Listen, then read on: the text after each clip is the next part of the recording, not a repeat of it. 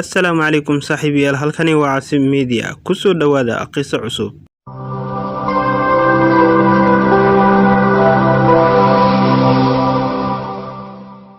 Qisadani oo taxane inoo ahaan doonta ayaa waxa ay dhex martay wiil lagu magacaabo Haaruun iyo gabar lagu magacaabo Hodan. Sida tan ayayna ku bilaabanaysaa.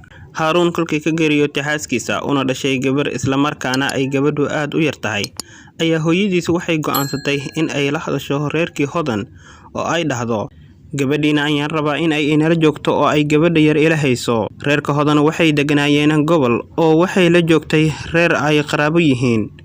Hodan waxaa dhashay xaaskii Haaruun ka dhimatay habaryarteed, oo Haaruun xaaska ka dhimatay dhammaan gabdhaha la dhashay waxay leeyihiin reer.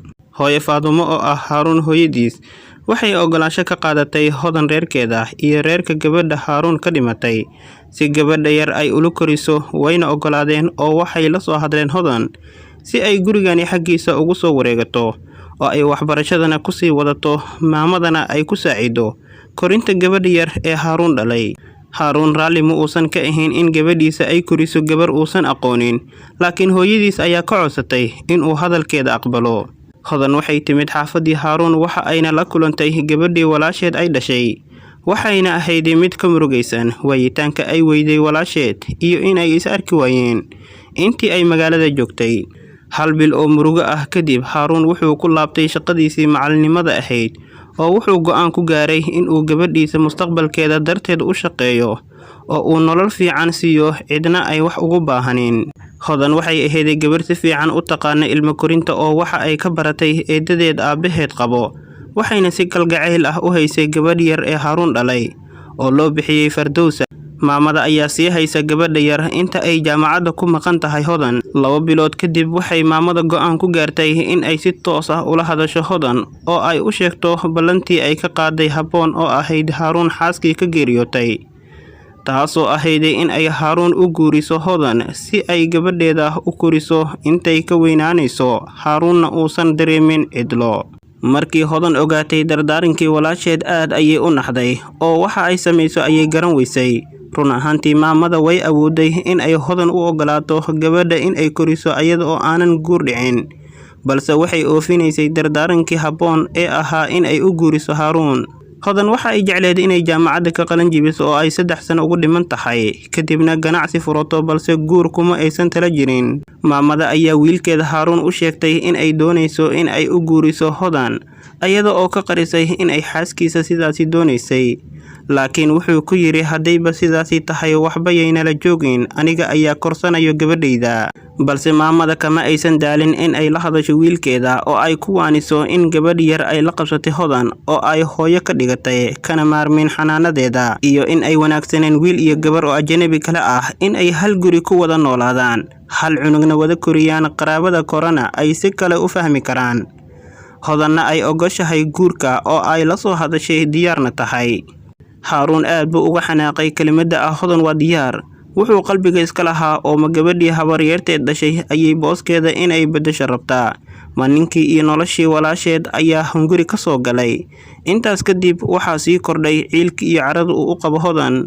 Ugu dambeyn, maamada waxay hal meel isugu keentay labadooda si ay isku fahmaan, maadaama muddo 2 bilood ah aysan weli salaan xataa dhex marin, oo Haaruun aad u neceb yahay waxa uuna ahaa mid ka taga goobta ay joogto kana fogaado mar walba. Waxay daqiiqado yar aamusnaadaan ayaa Haaruun hadlay oo Hodan ku yiri, guurkani waxa igu kalifay waa hooyaday, laakiin waxaad ogaataa inaan weligay raalli ka noqon doonin, kana soo qaad inuu yahay heshiis aan kala saxiixanayno. Waxa jaamacadda kaaga dhiman waa 3 sano, 3 sano ku dar 1 sano waa 4 sano. 4taas sano ayuu ku egyahay guurkani beenta ah. Intaasna gabadhayda waxaad u korinaysaa sida boqorad oo kale. Hadduu qalad yar ka dhacana dembigiisa adiga ayaa leh. Jaamacadda markay kuu dhammaato shaqo raaso, halkaas sano kadibna waan kala tagaynaa oo qof walba jidkiisa ayuu raacayaa.